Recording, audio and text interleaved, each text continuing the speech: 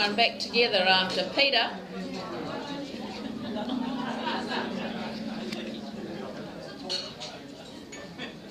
You obviously all enjoy the opportunity to catch up, so I would now like to ask Ramsey to come forward and introduce this afternoon's speaker.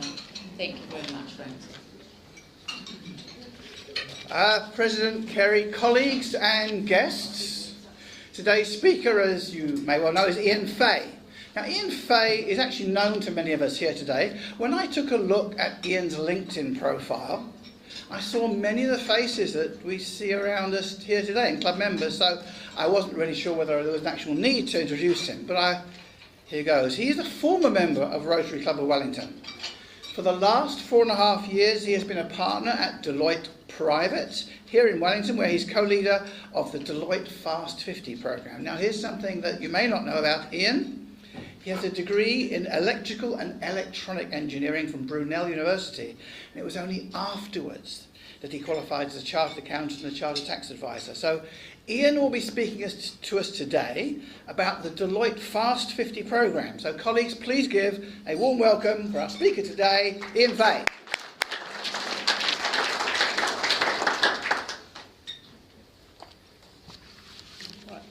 Thank you. It's great to be back at the club and enjoying a Monday lunch again. So, I'm just going to talk briefly around what the Fast 50 is all about. I'm not close enough. All right. Sorry. So, I want to talk a little bit about what is the Fast 50, where it came from, and particularly how important it is, we think, for Wellington. And also a little bit of a call for action, because I'm sure some of you in the room will know businesses that may be eligible this year or next, and potentially winners of the Fast 50. So, as Ramsey introduced, I've been allowed to co-lead the Fast 50 programme this year alongside Mike Curtis. So a role I've been desperate to do for a number of years since I joined Deloitte and originally got involved with the Fast 50. And it plays particularly well for me in terms of the kinds of businesses I like working with, those that are ambitious, fast-growing, and technology in particular. The technology is my link back to my engineering degree that was just touched on. But really, to understand the Fast 50 and what it's about, it's important to understand what we're looking for here. So this came out of our global firm, and we do these kinds of programs around the world. We're looking to identify fast-growing businesses. And what we do as a firm is we're not very good at subjective judging of things. So we found a very objective measure of success being growth in revenue. So as long as a business can tell us what their revenue is, and has been for the last few years, we can measure the growth in revenue fairly easily, and we can rank which business has got the fastest growth in revenue over a period of time. So that concept was being used internationally, really part of our technology business. When we brought it into New Zealand back in 2000, we recognised that the New Zealand economy is not quite as big as some of the other ones around the world. So we said, well, we'll just look for any business in New Zealand, and it doesn't matter what they do. As long as they are growing quickly, they can enter the event, and then we'll rank and see who wins year on year. So, off the back of the Fast 50, we have two other programs that work in the similar way. The first one is we link the Fast 50 program into the Asia Pacific region, something we refer to as the Technology 500. So out of this, we take technology businesses from New Zealand and submit them to be ranked against their peers across the whole of the Asia-Pacific region. And what amazes us is how well New Zealand does on that international stage. You think we're competing against the likes of China and Japan and India, and yet we can have a large number, proportionally, of businesses from New Zealand, and particularly from Wellington, figuring really highly on that ranking list, which I think is a great sign of how good the New Zealand economy is at starting up and stimulating and helping smaller businesses grow. And of course they have to grow in an international sense, because you just can't achieve those kind of growth rates if you just focus on the New Zealand market. So the other one we added in 2011 is what we refer to as Rising Stars. So this was really trying to get people engaged who didn't quite meet the entry criteria. They're saying, well, can we identify the businesses a couple of years before they actually end up on the index? And we've had some successes. Looking back, I think we had Volpara on the index, or on the Rising Star category a couple of years back, and they've just listed on the ASX. So I think we can call that as a fairly successful pick of a future winner. So how we run it, generally the similar each year, we'll launch it in June, call open for entries and ask businesses that meet the criteria to enter. And I'll talk about the criteria in a second. We then judge them. As I say, for accountants it's not too hard. You put the numbers into a spreadsheet, press sort, and there you have the answer. Whoever's at the top is the winner. We then announce, and this is an innovation we've done in recent years, we announce the winner in the regional winners in September. So we hold a regional event, we gather all of the people from the Wellington region together who have entered, and we'll announce those who feature in the top 50, but we won't tell them where they rank. And then we'll take them to Auckland in November, and we'll gather all the other regional winners from around the country, and then we'll run through an awards evening and announce the top 50 and the rankings. And I'll cover that a little bit more later.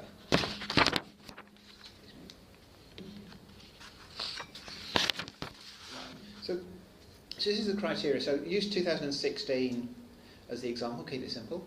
So we're looking for businesses that have been in business for 3 years. That means they've got to have been trading since 2014. And so we don't get strange skewed results for businesses that had zero revenue. You have to set a benchmark, and our benchmark or starting position is 300,000 of New Zealand dollar revenue.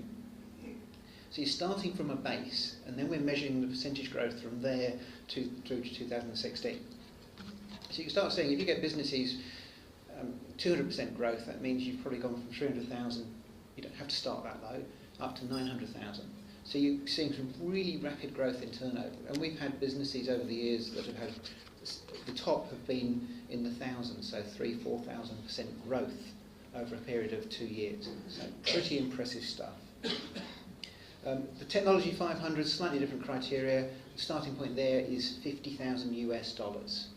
So that just pulls in a few smaller technology businesses early on, and often we'll see they might feature in the Fast 500 in 1 year and then go on to the Fast 50 in a following year. So there's a sort of a couple of chances to participate. And I think the businesses that really stand out for me are the businesses that feature in the index for several years in a row. Because you think that if you can grow at 200% over a 2 year period and do it again the next year and the next year, that means you really are on a very successful high growth trajectory. I can think of a couple of Wellington businesses that have been in the index for a number of years. Of course, Zero wouldn't surprise people. There's an electricity wholesaling business called Simply Energy. They've been in the index. They were in the index for about 4 years in a row. Really impressive. And there's some others, TradeMe, going back a number of years. They were in the index for a number of years. There's a publishing company in Wellington called Freeman Media, Specialist Energy Publications. They were in the index for a number of years too. So you say some of these businesses have really shown some enduring growth over a number of years. But try and capture some of the energy we get from the event. Hopefully I can play a short video clip.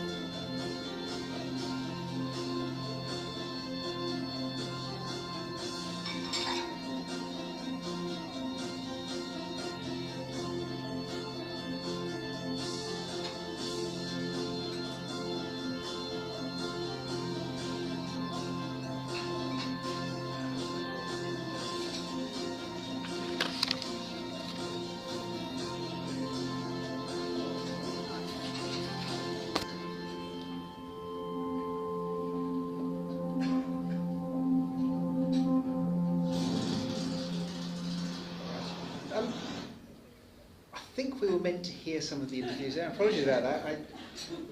My comms team have obviously let me down when they sent that to me this morning, and I didn't think to check beyond the fact that I could hear some music early on.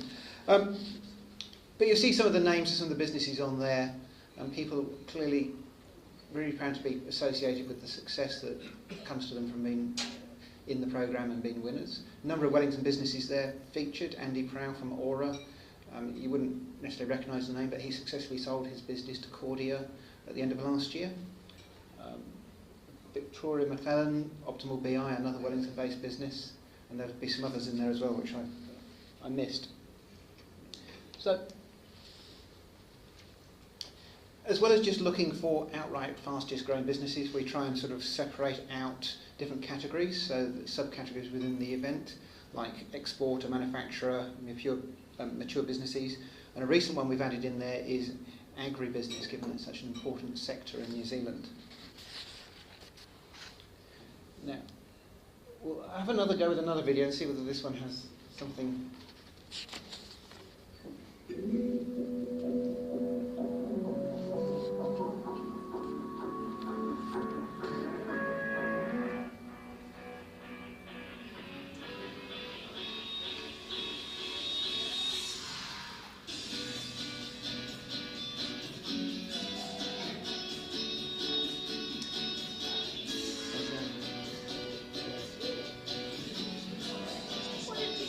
Right, I'll talk over this. So this was from the festival last year.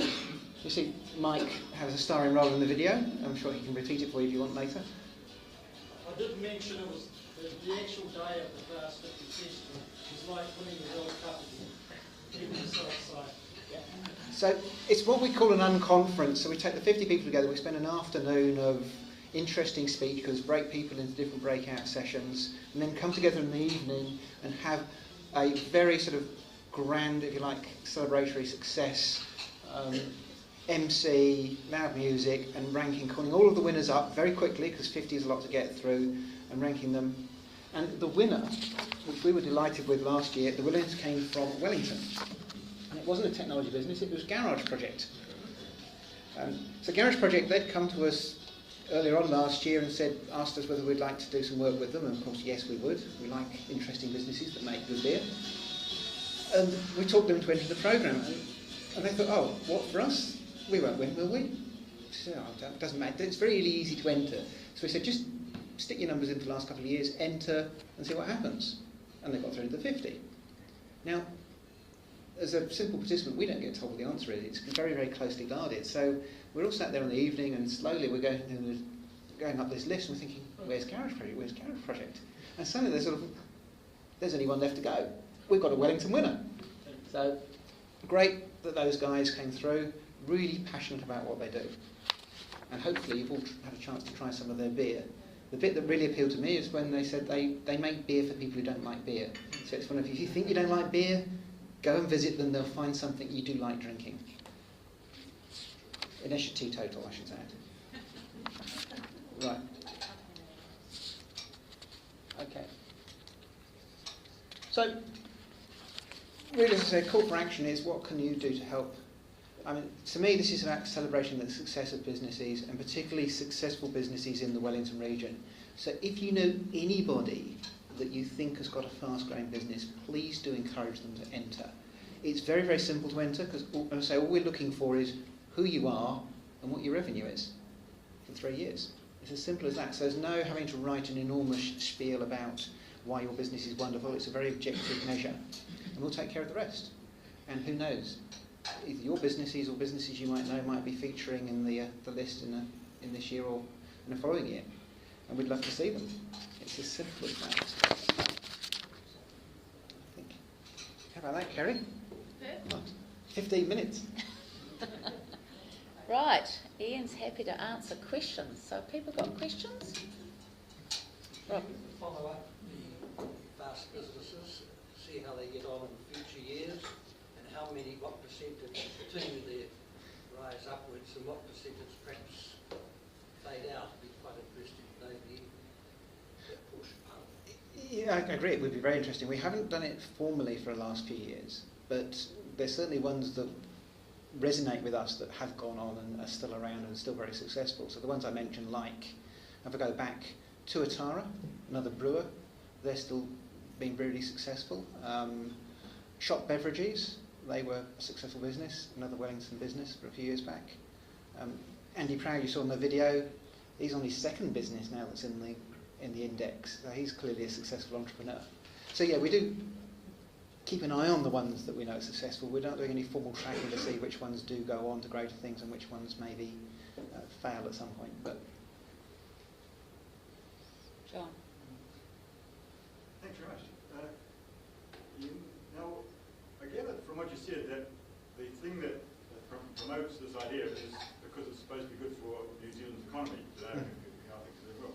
Now, I would have thought that from the point of view of New Zealand, the absolute growth is more important than the percentage growth of a particular business. And the criterion that is used, that is percentage growth, means that the business that is in fact growing fastest absolutely disqualifies itself by moving off the screen, and we then don't know who it is. So why did you select percentage growth rather than absolute growth? good question, I think.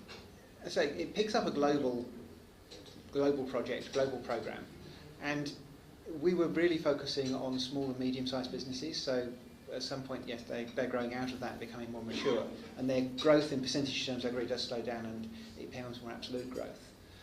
We actually run another program called the Management 200, which is looking at successful large businesses. So if they're going well, they will progress from the Fast 50 through into the top 200 that we picked up in that program. I know, for example, Simply Energy I mentioned, I think they feature in there this year as a large business. Likes of Power Shop get subsumed up in Meridian, recognised in that way. So they do get measured in other forums rather than just through here. But it was really to keep the benchmark consistent with how we measure things elsewhere around the world, rather than trying to create something that's just unique to New Zealand.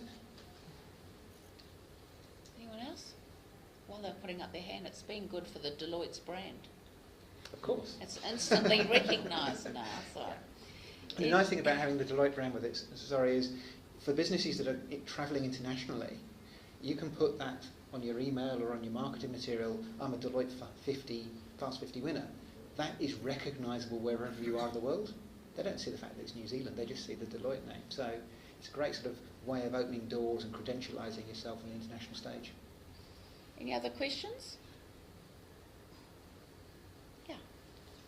Hi Ian, just wondering, for winners or maybe the top 10, what kind of guidance, mentoring, training do they receive post-event, or is it just about brand new kiosks? I think most of these businesses are pretty successful to get there in the first place.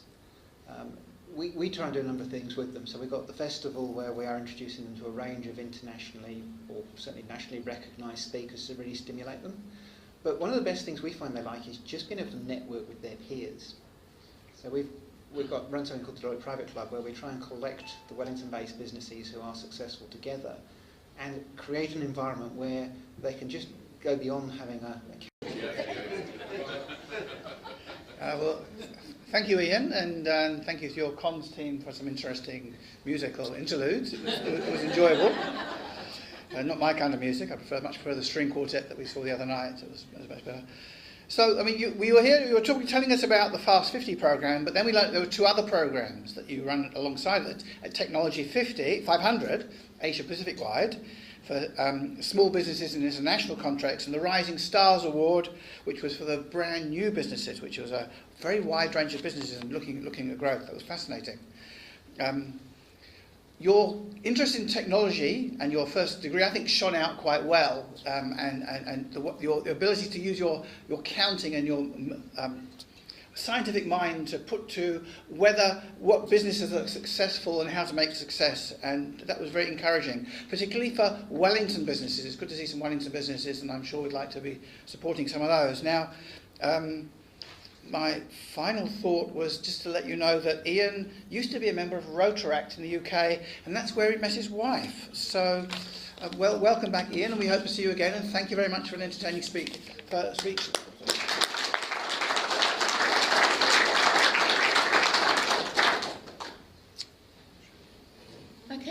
very much. Now, there are members from the club who've got some notices. I know John Bosher has one, so anyone else? William? Helen?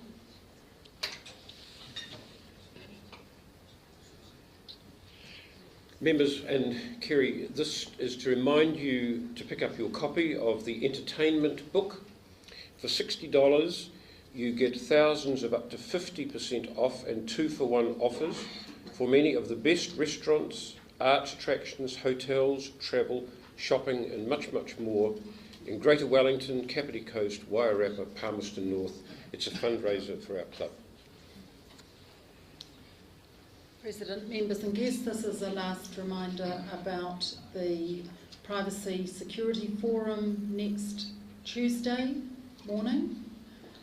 Those of you who have been listening to the radio or television in the last week or so will realise that even our title, The Privacy Security Dilemma, Rebecca Kitteridge, the head of NZSA, is starting to use when she's talking. So do come along, listen, learn. It's going to be amazing. President Kerry, guests and fellows, I'd actually first like to acknowledge Mike Curtis. Would you like to stand up, Mike? Mike Curtis's company, Curtis McLean, were the biggest supporter of jumbo tennis in this club. They had 3 or 4 teams in every year, and then he sold out to Deloitte Private, and they had 3 teams in this year. So let's give him a big hand. Thank you very much. So the 25th year of the Clayton Style Billiard competition last Wednesday, 6 of us there were there at the first one in 1991. Apart from the Fonseca registration, we had a moment of high drama in the semi-final where Jeff Shaw and Andrew Austin were playing Rex Nichols and Peter Cornish, and Peter Cornish sank the white ball to get 2 points, and that's all he needed to win, and they shook hands and walking off, and then the other white ball went in after they shook hands and they lost the match. But so Jeff Shaw and Andrew Austin went on to the final where they got beaten by John Gibbons and Nick Douglas, who was there from Scope, our young Rotary people. The plate winners were Russ Ballard and Brian Steele. Runners-up John Cook, Anthony Scott. I felt awfully guilty giving the Broken Cure Award to my partner Michaela Draper, but when she got a bottle of wine to go with it, she didn't feel so bad. The happiest couple awards went to Rex and Kerry. We were the only couple. No, they were smooching after the night, you know what they're like. And the theme for the night was yellow, and that actually came from Mark Stevenson. He had this fantastic yellow jacket, yellow tie, yellow braces, until Rex poured red wine over it somehow. And a special thanks to our diligent organiser behind the scenes, Peter Halstead. And I can tell you that there's a net profit for the night of $400 to go into the Sunshine Box. Thank you.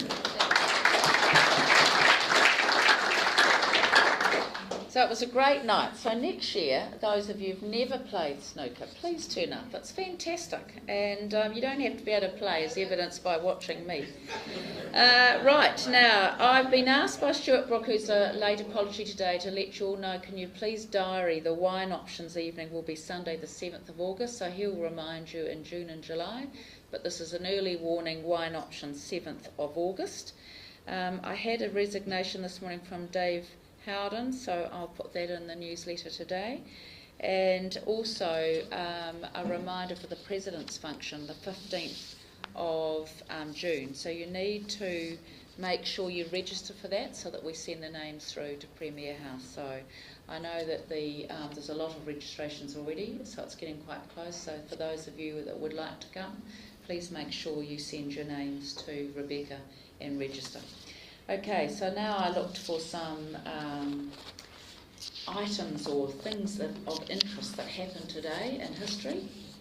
Nothing to do with fast-growing companies but there's some quite interesting things. So first of all, 1934, the American bank robbers Bonnie and Clyde were ambushed by police. So that's just a little interesting thing that happened this day in 1934.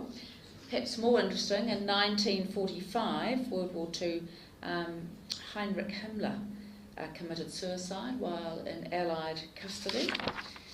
And in 1949, on this day, the Federal Republic of Germany was established, with the basic law for the Federal Republic of Germany proclaimed. And in 1951, the Tibetans signed the 17-point agreement for the peaceful liberation of Tibet with China. I think they're still waiting. I thought you'd be interested to know, but they signed that in 1951. And then finally in 2015, so only exactly a year ago today, the Republic of Ireland voted to legalise same-sex marriage, becoming the first country to legalise same-sex marriage by popular vote. And for those of you that were interested at the time, unbelievable, a country so with such a Catholic history would be the first country to vote for it with a popular vote. So that's the end of today's meeting. If I remind you that next Monday is the 5th Monday, so you come along. I think we're starting a bit earlier. I haven't got this detail. I think it's 5:15. It's Paula Bennett, and she's going to speak at 5:40 because she has to leave earlier, but she'll still be here for an hour. So if you haven't registered, I'll get Rebecca to send out an email to remind you. Again, it's Chatham House rules, so we encourage you all to come. You can bring your partners. There's no media. I've heard Paula speak a number of times. She's incredibly entertaining. She's got a vast array of important portfolios, and she's widely seen as a future successor to John Key. Anyway, come along and listen for yourself next Monday evening. Thanks very much.